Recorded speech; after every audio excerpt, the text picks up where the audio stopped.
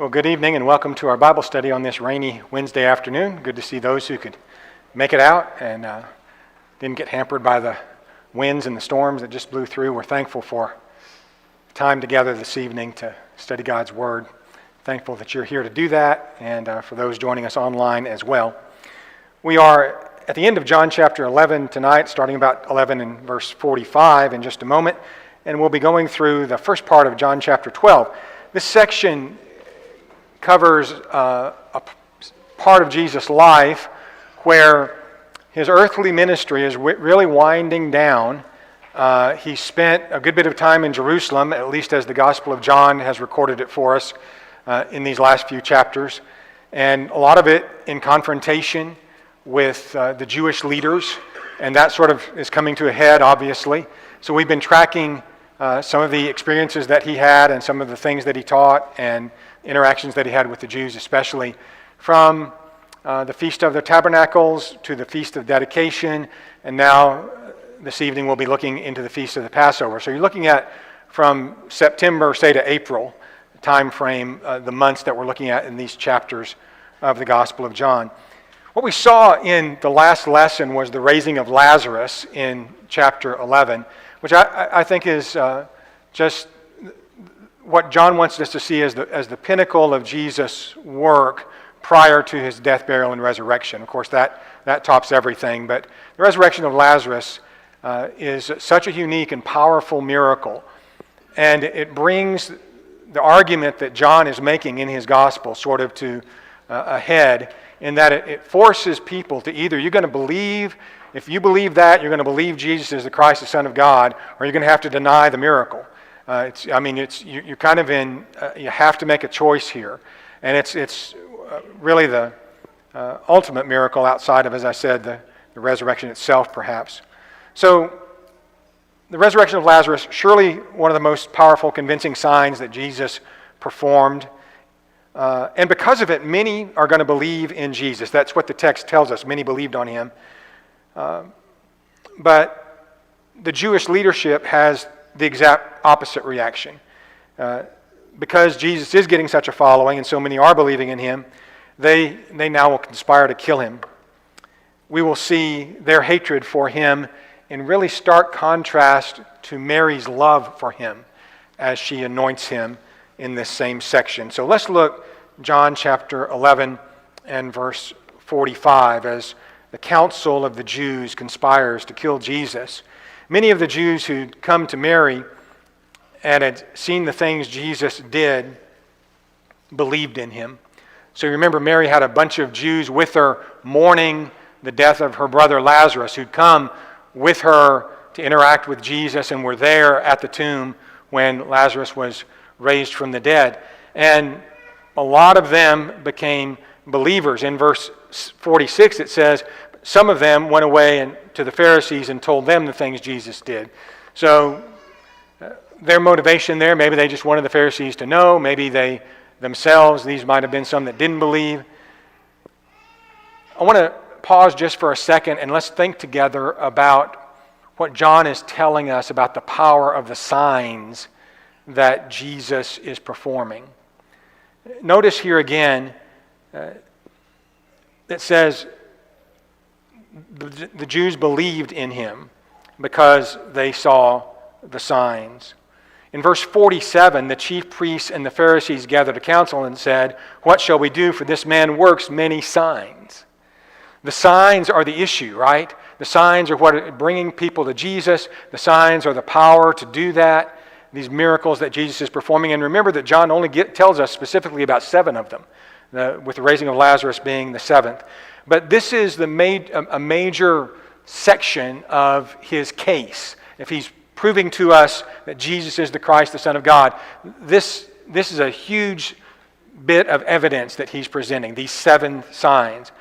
Just quickly to review, in John 2 and verse 23, he was in Jerusalem at the Passover. This would have been 3 Passovers earlier, 2 or 3 Passovers earlier. He was in the Jerusalem at the Passover during the feast, and many believed in his name when they saw the signs which he did. So from the very outset of his ministry in Jerusalem, people are believing because of the signs. In John chapter 3 and verse 2, Nicodemus, the leader of the Jews, comes to Jesus at night, and he says, we know you're a teacher come from God because nobody can do the signs that you do unless God is with him. So again, Nicodemus is impressed and moved to belief by those signs.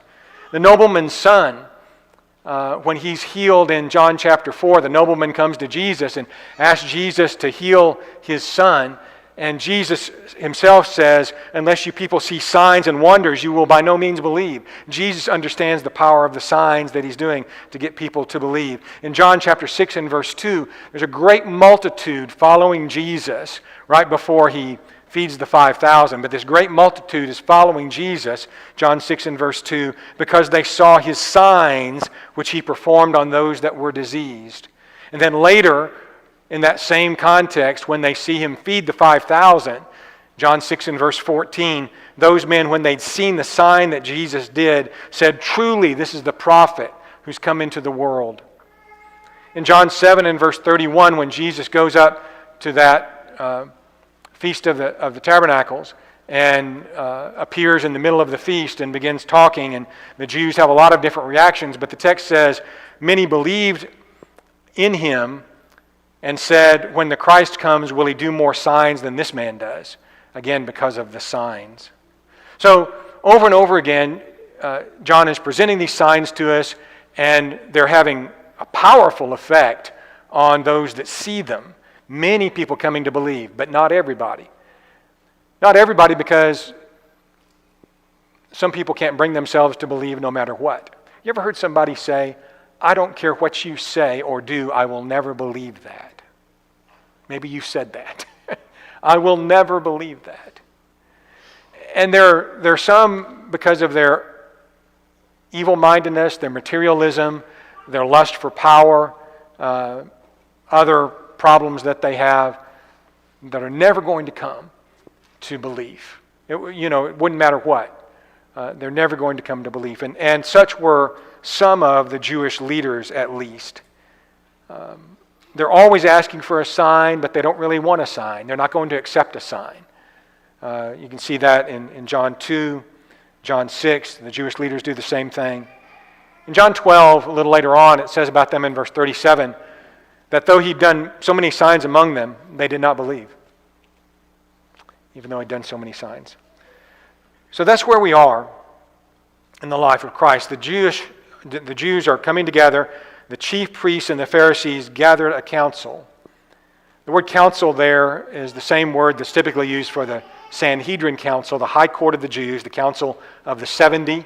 It was composed of typically the 23 chief priests, the high priest, 23 elders of the Jews, and 23 scribes or lawyers made up the council of the 70. So when this talks about the chief priests and the Pharisees, there are many Pharisees that sat on the council, when it talks about them, this is no doubt the Sanhedrin council, or at least a major part of it that's coming together.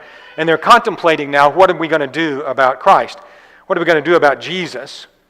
And here's what they say in verse 48. Follow with me now. If we let him alone like this, everyone will believe in him, and the Romans will come and take away both our place and our nation. So their concern is that so many people are believing because of the signs that Jesus is performing, that the Romans may come and depose us. They will take away our place. I don't know if you've noticed this looking at the American political scene. People don't like to give up power. Y'all notice that? People, once they have power, don't want, and come hook or crook, they're not going to give it up if they can keep from it. Literally hook or crook, right? So these people don't want to give up their power. They are willing, and they've already shown it in the near history of the Jewish leadership. They're willing to kill, to connive, to bribe, to do whatever they needed to do to maintain power. They've already shown that in other cases in history by this time. But here, they're certainly not going to give up their power for somebody from Nazareth, for Jesus. So you remember again the setting here. The Romans had long since, for decades now, been in control of Judea, Galilee, this whole area. They pretty much conquered the world. They're a world empire. They had stationed a governor in this area to make sure the Jews were kept under control. Of course, that was Pilate. There had been other governors, a number of other governors there before Pilate. Sometimes he'd be in Jerusalem. His headquarters was usually at Caesarea. But you have these Roman governors that are overseeing. And besides that, then you have these kings that are related to the Jews, but they're not really Jews. They're Idumean, the Herods, who are sort of cultural kings, if you will, regional kings that the Romans have appointed over this area as well. Any way you look at that, the Romans had their thumb on Israel. Going back for, again, several decades, the high priest, basically, who should have been appointed according to Jewish law, was allowed to be high priest with the permission of the Roman government. And at this period in Jewish history, the current high priest, who is Caiaphas, was only high priest because the previous one had been set down by the Roman government for killing folks that he wasn't allowed to kill. So Annas had been deposed. Caiaphas is now high priest. These guys know how much power the Romans have over them, and they are legitimately afraid that their power could be taken away. And obviously, eventually it was taken away. So let's read that now with all of that in mind. One of them, Caiaphas, being high priest that year, said to them, "You know nothing at all, nor do you consider it's expedient for us that one man should die for the people, not the whole nation perish."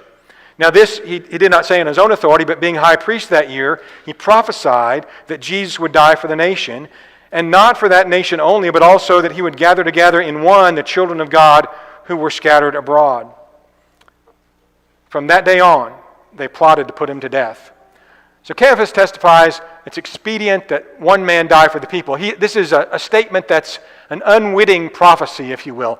He's saying something that he thinks he's saying one thing, but it's really something else that God is causing him to say, I think, which means something other than what he meant it to mean.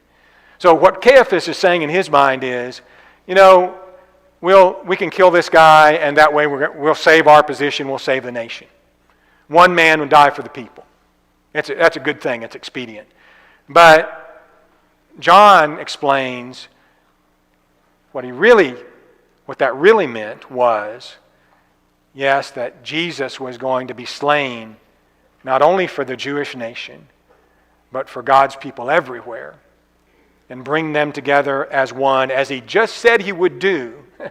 I have other sheep that are not of this flock that will bring in, and it will be one flock and one shepherd, John chapter 10, as he just said he'd do. Caiaphas is prophesying to that effect. From that day on, they conspired to kill Jesus. One of the things that's always fascinated me about this sort of unintended prophecy of Caiaphas is this. There are 3 tombs in Jerusalem that, if you tour, you might see. One of them I talked about last week. It's the traditional site of Lazarus' tomb in Bethany. Don't think that's really it, but it was probably something like that. So it's a good, thing to view. Lazarus, as the events unfold in John 11 and 12, isn't in that tomb, right? He was, but he's not. That tomb is empty. They couldn't keep Lazarus dead. This is the garden tomb. Again, probably not the actual tomb of Jesus. It's probably in another place. But be that as it may, it's a good visual. That tomb would have Jesus in it just a short time after the events of John 11 and 12, but he'd only be there 3 days. This is the tomb of Caiaphas, which was uncovered in 1990 while they were doing some road work right outside Jerusalem. And they found a number of ossuaries. Ossuaries are bone boxes. The way the Jews buried is, as I said, little bit last time about the burial of Lazarus. They didn't really embalm people. They wrapped them in spices, and then they just let the flesh decay. And about a year later or so, after everything was dried up, they'd come in to the tomb, and they'd gather up the bones, and they'd put them in a box. And they might put several skeletons, in one box. So you could have a number of skeletons in one box. That's called an ossuary. It's a sort of reburial. So that saved a lot of space in these family tombs. So you could have all, maybe dozens and dozens of people buried in a tomb where otherwise it might just be a few. So that was the purpose of that. So what you're looking at is the tomb with a whole bunch of bone boxes in it, ossuaries in it, and the one that's in the inset there is interesting. It's one of only two in this tomb that was uncovered that has this fancy decoration on it. But also on the side of it, somebody has etched, long time ago, somebody has etched the name Caiaphas on the side, the family name of the high priest that said Jesus needed to die. His bones were still in there. At least there were the bones of a 60-something-year-old man, and there was a coin in there that dated it to the time of Christ. So, that's kind of strange, isn't it? It's kind of ironic. Sometimes as we look at life, I say all that to say this, sometimes as we look at life, evil seems to be in power, and evil seems to have the upper hand, and it might be that the good fear that evil will conquer. Evil will never conquer in the end. There are two tombs on that screen that symbolize, at least, the victory in the power of good through Jesus Christ. And there's one tomb that shows that evil will rot in the dust.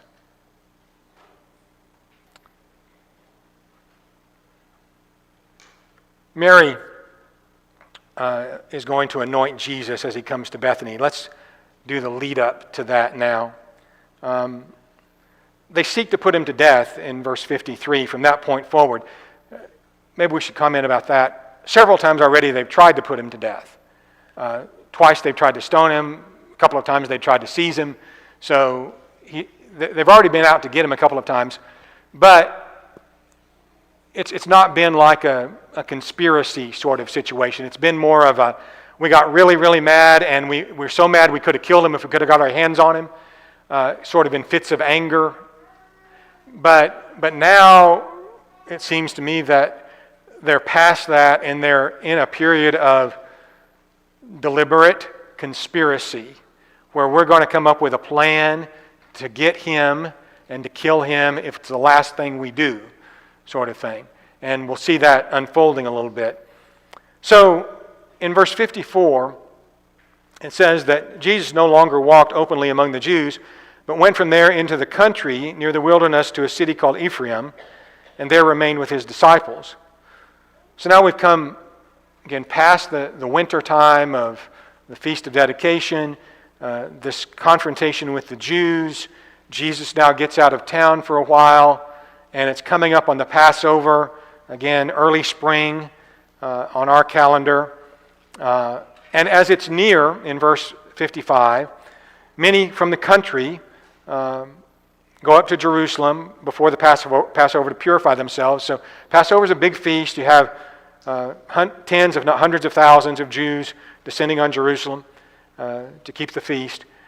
And the Jews are seeking Jesus, and they spoke among themselves as they stood in the temple. What do you think? That he will not come to the feast? So is he coming or not coming? And the people are wondering about it. The leaders of the Jews are wondering about it. But both the chief priests and the Pharisees, again, the leaders of the Jews, had given a command that if anyone knew where he was, he should report it, that they might seize him. So I think law enforcement calls that a bolo, right? Be on the lookout. And they put out a bolo on Jesus. So you see Jesus, you have to report him to us so that we can arrest him. So this is a full-fledged, we're not going to let him operate anymore. We're not going to let him come into the temple if we can keep from it. We're going to get hold of him before this all gets going again, and take care of the matter. Now, we know the story. We know they weren't able to do that. In fact, the reason that they couldn't do it is because there were so many who believed in Jesus. As soon as he shows up, they're going to throw a parade for him. And it's kind of hard to arrest somebody in the middle of a parade. So that's not going to happen. They're going to throw a big feast for him. And it's kind of hard to arrest somebody in the middle of a big feast. So kind of Jesus' popularity enables him to stay alive for a few more days and do some amazing teaching in the temple. John doesn't tell us about that. Matthew, Mark, and Luke all do. This last week of his life before his crucifixion. So we're going to see these two events, though, in John 12.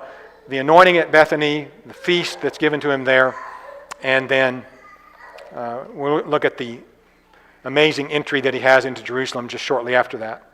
So here we go into John 12.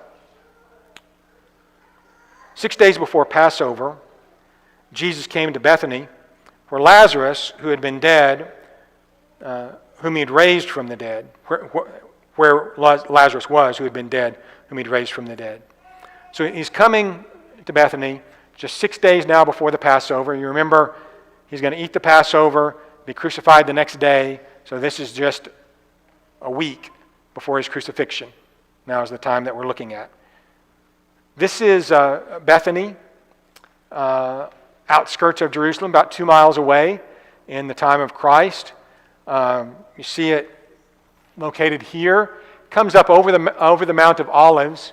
Here's the Garden of Gethsemane area, place called Bethpage, which is mentioned in the Scripture. And this was going to be Jesus' route into the temple at the coronation entry parade that he's going to have here at the last part of John chapter 12. But that gets you sort of located. He had been, typically, as we've already noticed in the Gospel of John, often teaching in the temple, then coming out maybe to Bethany to spend the night and going back in the next day. That had been a typical habit of his. Or maybe going up to the Mount of Olives and coming back in the next day. In any case, we see in John chapter 12 and verse 2, they're in Bethany now, where Lazarus had been raised. That's the location of where the tomb that I just showed you was. And so they make him a supper, and Martha serves, but Lazarus was one of those who sat at the table with him. Sort of picture that event, I think. Jesus is wildly popular among those who love him and believe in him. And so they're throwing a dinner for him, in essence. It's in his honor. No doubt he's having a prominent place there. Lazarus also is there. And we'll talk about him more in a little while, but he would have had the status something like a rock star today or something like that. You can only imagine somebody being raised from the dead, and everybody in the world would want to talk to him. What was that like, all that sort of thing. People would want to ask him. So Lazarus is there, and Martha is serving. We know in another account where Jesus was teaching in the house, Martha was serving, Mary was sitting at Jesus' feet listening to him. So again, you have Martha the server, the practical one, and Mary's going to do something extraordinary in this context. Mary brings a very costly flask, apparently, of oil of spikenard in verse 3, and anointed the feet of Jesus and wiped his feet with her hair, and the house was filled with the fragrance of the oil. Matthew's account tells us that this occurred in the house of Simon the leper, and Matthew's account gives us just a little bit more information than John's does here, but John focuses on this being done to honor Jesus and in preparation for his impending death, as we'll see in a minute. This oil of spikenard is indeed extraordinarily valuable. In fact, in the next verse, John 12 and verse 4, one of his disciples, Judas Iscariot, Simon's son, who would betray him, said, "Why was this fragrant oil not sold for 300 denarii and given to the poor?" Well, 300 denarii is a year's wages. I mean, just think of what an average person makes in a year. And that's how much this was. So this flask of oil of spikenard, very valuable, obviously. And somebody might say, well, how can it be possible that a little bottle of something could be worth a year's wages? You know, people pay extravagant prices for all sorts of things, don't they? I think I saw not too long ago in the news where some bottle of wine went for $500,000 somewhere or something like that, just nutso for something that somebody's going to pour out or drink or something like that. And so you say, well, how could oil of spikenard is an interesting essential oil for those of you who are into essential oils. It's derived from a plant, a flowering plant that's in the valerian family that only grows in the Himalayas in Nepal. And the way they get the oil out of it is they have to take the plant. It's not picking the flowers, it's pulling the plant up by the roots. So you're killing the plant and you distill this fragrance out of the roots of the plant. So you can imagine you just can't do that all day long or you're not going to have any plants left, right? So that whole process of how they make oil of spikenard, and they still make it kind of that way today, makes it pretty valuable.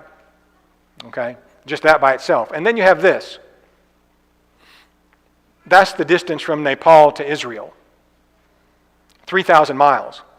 I don't know what it would cost to put a flask on a truck and truck it from Nepal to Israel, but I'm pretty sure it would be less than putting on a camel and taking it from Nepal to Israel. So it might take a guy a year to make that journey, seriously. So you can understand why it might be a year's wages to buy that bottle of oil of spikenard once it ever got to Israel. The way it's processed and then the distance that it had to travel to get there. So it's legitimate that, in fact, this would be that expensive. We say all that for two reasons. What love, what kind of devotion does Mary have for Jesus? Why does she have it? Well, she loved him already. She believed in him already. It's evident before Lazarus died.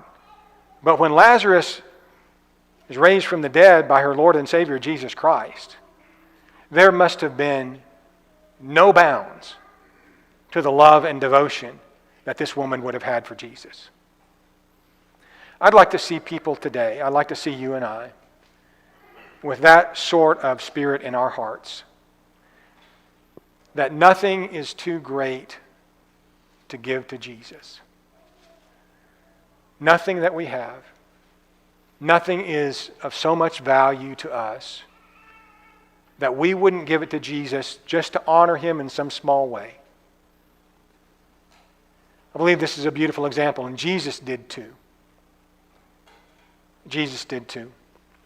As the text continues, Judas is saying, well, this should have been sold for 300 denarii and given to the poor. He said this, not that he cared for the poor, but because he was a thief and had the money box, and he used to take what was put into it. So he's objecting to something which on the surface, it looks like he might have some, halfway reasonable objection, but that's not really what he's objecting about. He wants the money. He's covetous of this money. His objection hid this true motive of covetousness. You know what Paul tells us about loving money in 1 Timothy chapter 6? It's almost a description of Judas's end and his demise. Paul says in 1 Timothy chapter 6 and verse 9, those who desire to be rich, fall into temptation and a snare, and into many foolish and harmful lusts which drown men in destruction and perdition. For the love of money is a root of all kinds of evil, for which some have strayed from the faith in their greediness and have pierced themselves through with many sorrows. I can't imagine a person who ever lived that's more true of than Judas Iscariot, who was led away by the love of money and pierced himself through with many, many sorrows. He wanted that money that could have been gained from the oil of spikenard that Mary lavished upon Jesus. He wanted that money. He was willing to take 30 pieces of silver. He wanted that money to betray the Lord. We're learning great lessons here about what our attitude should be toward things of value. Things of value don't mean anything unless we can honor Jesus with them. That's the real value of anything. Judas didn't get that. Jesus says something fascinating to me. He says, first of all, leave Mary alone. Look at chapter 12 and verse 7. Let her alone, for she's kept this for the day of my burial. Well, Jesus was going to be buried just a week after this. He would be in the tomb.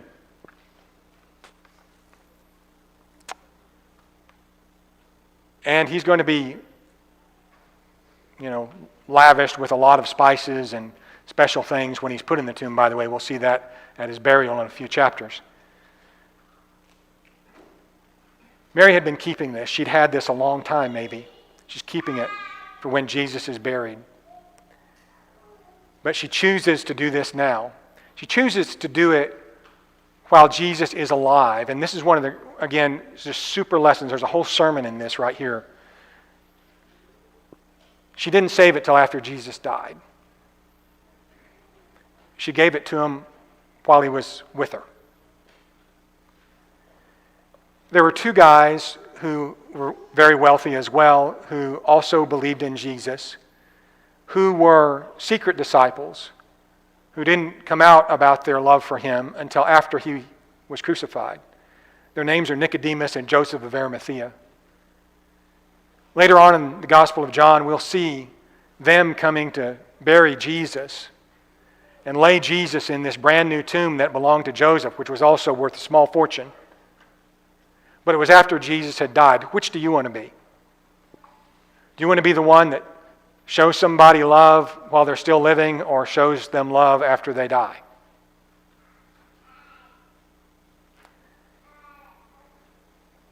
We learn a lot from Mary right here. She doesn't want to hold on to it to show her love after he's gone. Jesus also says there will always be the poor people to help. The poor you have with you always, but me you do not have always. There are always poor people to help.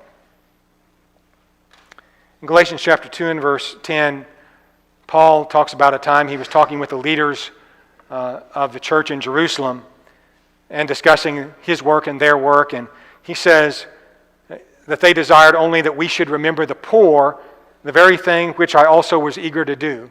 Paul, you know why he had to remember the poor so many years after the church was established? Because they were still poor. And years after this, I think if I know when Galatians was written, he'll get a big contribution to take to the poor in Jerusalem. They're still poor. They're going to be poor till the day Paul died. Because the poor you have always with you. We have poor people with us today. We may have some among us. Probably not many. But we may have, I think we probably do, have some that could help, have some financial or physical help at least. You all have been so good to help out with needs in Zimbabwe. And I know at times, especially if you're like me and you get a lot of requests from our brethren in Zimbabwe and sometimes elsewhere as well. We need this, we need that. Would you please send funds for this or that? And you think, this has got to end. Surely, these people are going to get money sometimes. Surely their economy is going to be better. Maybe it will and maybe it won't, but the poor you always have with you. The poor you always have with you.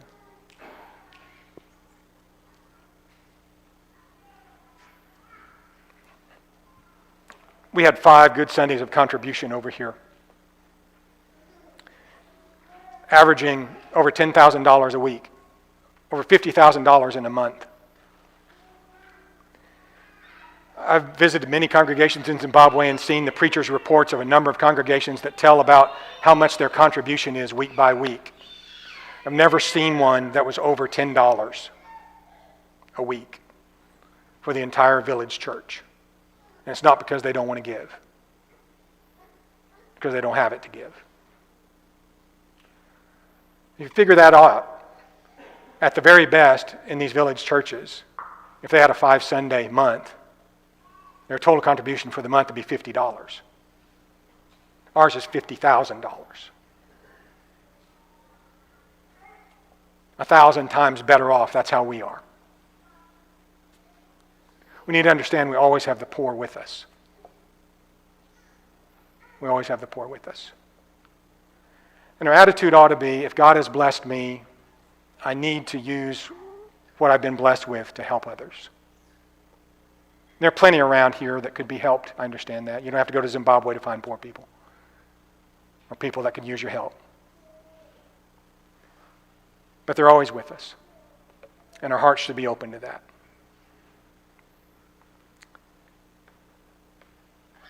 As a consequence of all of this, in John chapter 12, we'll pick up the reading in verse 9. A great many of the Jews knew that Jesus was there, and they came, not only for Jesus' sake, but that they might see Lazarus, whom he had raised from the dead. So again, Lazarus has got to be extremely popular. You can only imagine if it were the case that we knew somebody who had been dead and been dead for 4 days and was brought back to life by any means whatsoever. Obviously, I understand that's impossible from a physical standpoint. But if anything like that ever happened, maybe they just thought they were dead, for 4 days. And that's happened. And that's actually happened quite a number of times where a doctor's pronounced somebody dead and they've actually gone to bury somebody, and sometimes even people have been buried who were not actually dead. Maybe we could talk to Doug about why that happens sometimes, but that has happened. But you can imagine, even if that were the case, that would be all over the newspapers at least. And if somebody like that showed up in your town, you'd have a lot of folks wanting to talk to that person. So that's, Lazarus is living proof that Jesus is the Christ, the Son of God. That's the problem. So now, what do bad people do? If you watch these lawyer shows on TV or whatever, and they got a witness that's going to prove that this guy is the bad guy, and what always happens is somebody knocks him off the day before the trial, right? Got to get rid of that witness because that's what they want to do to Lazarus. Lazarus is the witness. He's a living witness that would prove every claim Jesus is making. So the Jews want to kill him too. The crowds are going to prevent that really because there's so many people and they'd be in an uproar if that was attempted. But nonetheless, the chief priests are plotting to put Lazarus to death because people believe. The chief priests plotted to put Lazarus to death also because on account of him, many of the Jews went away and believed in Jesus.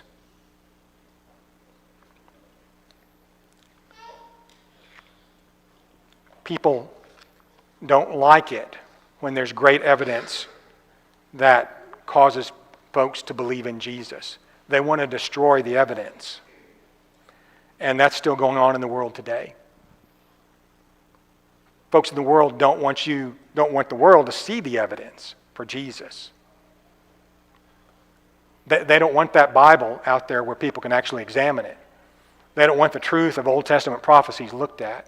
They don't want the teachings of Jesus examined. They don't want the claims of the Bible talked about. Not in public schools, not in anywhere public as far as that goes.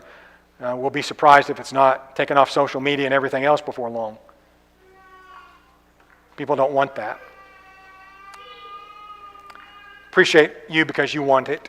And that's where we're going to pick up there this next, actually it'll be a week from Sunday, the next time we have a class, because we have a gospel meeting starting Sunday. But that's where we'll pick up in our next class. Thank you so much for your attention tonight. Good evening.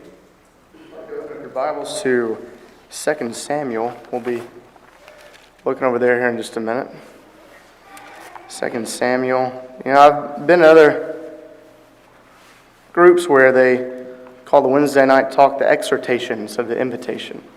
This might be more of an exhortation than an invitation. Certainly, if anyone wants to be baptized more, we're not going to deny that, but this may be more along the lines of encouraging us to keep on keeping on. Maybe some lessons we can apply. In 2 Samuel chapter 15, we're kind of coming right into a story. The chapter starts with, after this, so we're right in the middle of a thought there. So just to kind of brief us of where we are, a couple chapters back, we're introduced to the king's third son, King David's third son, Absalom. This, one of his knucklehead children, maybe not the greatest father or father figure, I don't know, had a reputation of not some great kids.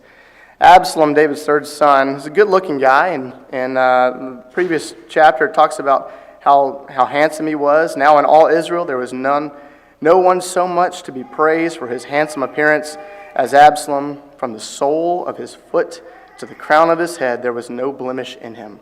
He's a pretty good-looking guy. Maybe like Jeremy back there, comparable there. Following verse says, "And when he cut his hair of his head for the end of the year, he used to cut it when it was heavy on him. He weighed the hair on his head 200 shekels by the king's weight." So if the numbers are right, that's nearly 5 pounds of hair. He had a lot of hair. Right, so a lot like Jeremy back there, right? Maybe it doesn't add up there. If only Absalom's insides were as good as his outsides. Chapter 15 continues his story and explaining of all the rotten things that Absalom is doing and will soon to do. Absalom's entitlement and pouty behavior, his personality, culminate in treachery. And for years, Absalom sits at the city gates and consults with people and talks to the people that are coming to talk with David. And he hears them and he comforts them and he assures them that things will be okay. If only I was in this position. And he uses this with no authority and in opposition to the king. And he stages a coup with a team of rebels and declares in verse 10, the king Absalom is in Hebron. This conspiracy causes King David to flee for his safety. Okay, so here's where the lesson will be tonight. We're going to look at maybe three lessons we can gather from verse 13 to verse 23. Maybe a lesson of negativity, a lesson of positivity, and a lesson of possibility. And we'll explain that in here in just a minute. Let's look at, let's read verse 13 through 23. So remember, this is right after Absalom's declared that he's going to be king. Everybody say that I'm the king. King is in Hebron. King Absalom is in Hebron. Verse 13, and a messenger came to David saying, the hearts of the men of Israel have gone after Absalom, his son. Then David said to all of his servants who were with him in Jerusalem, arise and let us flee, or else there will be no escape from Absalom. Go quickly, lest he take over us quickly and bring down ruin on us and strike the city with the edge of the sword. The king's servant said to the king, behold, your servants are ready to do whatever my lord the king decides. So the king went out, and all of his household after him, and the king left 10 concubines to keep the house. And the king went out, and all the people after him, and they all halted at the last house. Verse 18. And all of his servants passed by, and all the Cherethites, and all the Pelethites, and all the 600 Gittites who had followed him from Gath passed on before the king. Then the king said to Ittai the Gittite, why do you also go with us? Go back and stay with the king, for you are a foreigner, and also an exile from your home. You came only yesterday, and shall I today make you wander about with us? Since I go, I don't know where. Go back and take your brothers with you, and may the Lord show steadfast love and faithfulness to you. But Ittai answered the king, as the Lord lives, and as my lord the king lives, wherever my lord the king shall be, whether for death or of life, there also will your servant be. And David said to Ittai, Go then, pass on. So Ittai the Gittite passed on with all his men and all the little ones who were with him. I will stop there. So first of all, it's a pretty cool name, Ittai the Gittite. If your name can rhyme with your title, I think that's just some good luck there. David sees this newcomer. We read the beginning of those verses. David sees this newcomer, and you can almost imagine a movie type situation. We see this in Heroes. They see this young guy, and it's kind of like, go home, kid, I got this. You're not ready to fight for this. Do we act like David here? When there are new soldiers that voluntarily join the ranks, do we tell them to sit back? Some commentaries calculate David to be about 64, 65 years old here.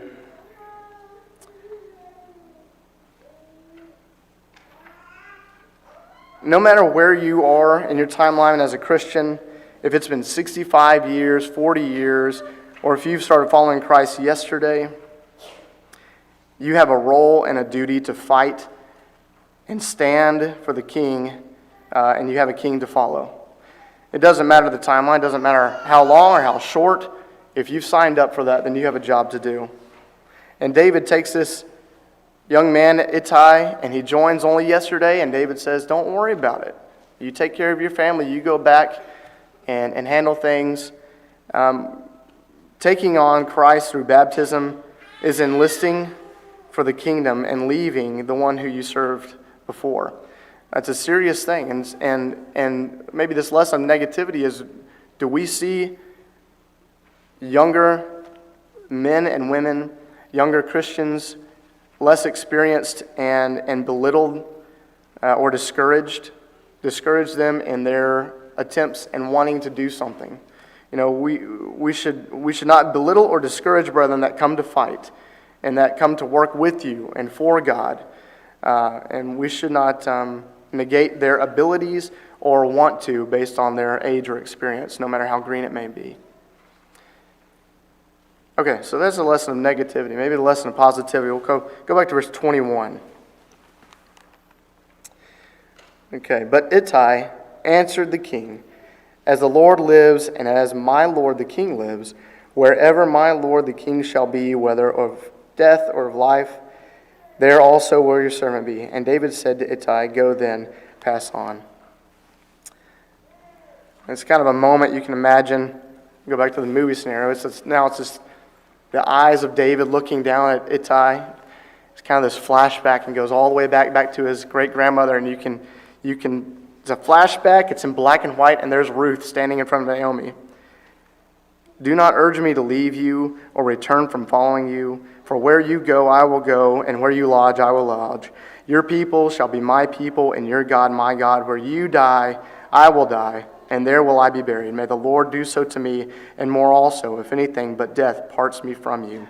Ittai's loyalty is comparable to that of Ruth. We see this zeal, this want to, this get up and go, no matter how new or fresh or inexperienced or however old he is. We can maybe assume he's younger. And it's kind of a table turn back on David. What does our loyalty say about loyalty to our fellow soldiers look like? What does our loyalty to our king look like? Are we ready to get up and go no matter what the situation is? As unique of a situation as a son going against the king and someone who's not even from your neck of the woods jumping in to help. Are you ready to show that loyalty to your brothers and your sisters and the soldiers that are fighting the fight that you wish to fight as well? And the loyalty that you have to God, to your king. Are we giving this effort that we need to have like Ittai has here? So that's a lesson of positivity. And so the last is maybe a lesson of possibility. So I have to kind of look at this story and think, why is this story here? Why? What am I to learn from this? I think those applications or those lessons are certainly valid and good and maybe obvious. But I can't help but think about how it's listed, Ittai the Gittite, and how that's referenced. Ittai the Gittite. So he's not an Israelite. He's not a child of God. He's not a Jew. Ittai is a Philistine. And Gittites were the people from Gath. Y'all remember who's from Gath? I think some 4-year-olds can tell you who's from Gath. It's a Philistine city-state. The Philistine champion Goliath and his hideous brothers that we read about were from Gath. And we don't know much about Ittai from this. We don't know his age. We can assume he's younger than 64. We can easily assume that the name Goliath has come across his storytelling and memory and people of Gath. So Ittai is from the same place that Goliath was from. Certainly he heard about Goliath, but more notably he heard about the teenager that took Goliath down, that took down this champion. Think about Ittai's perspective of King David. Not only is he this zealous soldier ready to go at maybe a moment's notice, a day's notice, and not only is King David just so well known anyway, but you think how impactful David's actions and David himself is to Ittai, the Gittite. Our actions affect and influence not only ourselves, but others. Sometimes others so greatly that it alters their view and their goal in life entirely. Things that we can do can change people's minds completely. You may bring others to serve the king because of the Goliaths that you've killed in your life. You may have unknowingly already done that. By the way we behave, by the light that we shine, we may not be preaching to an individual, but maybe an individual sees the actions and the way we've handled troubles and giants in our lives and now wants to do the same thing that we're doing. Maybe that's already happened. Maybe Ittai was so eager to follow the King David because he had seen or heard how King David followed and follows the King of Kings. The way we handle ourselves is going to reflect and speak volumes of not just me, not just Micah, not just my Clem family, but who do I represent and what is my perspective on everything? Someone who is not a child of God, someone who is outside of our group, outside, who is not a Christian, who is not a follower, but sees the way we behave, sees the way we handle our Goliaths and think, I want to be able to slay that too. Maybe the way we handle negativity helps others see a way and a possibility. So there's just 3 little lessons maybe we can bring from this short, tiny story of Ittai the Gittite. There's only one other Ittai in Scripture, by the way. I'm not going to name our next child that, but I really like that name. And I really like this story that comes from Ittai the Gittite. In class, Mr. Steve was pulled up a slide of the tombs, example of tombs and burial places, and it reminded me, he made a point you may have heard Brother Gary Fisher made a long time ago. And he said, you can visit Muhammad's tomb, it's occupied. You can visit Buddha's cremated place, it's occupied. You can visit John Calvin's grave in Switzerland. You can go to Confucius's place of burial, it's occupied. Maybe you find the tomb of Jesus, well, it's empty. We serve a risen king. We serve a king that is living. Let's be that example, that light. Let's be that good influence to those who are new in the faith, and those who are new in the faith, gird up your loins and get going. It's a fight that's ready to be fought and ready to be increased in number. Hope that you have a good rest of the week, and that if there's anything that you need help with, you can do so as we stand and sing together.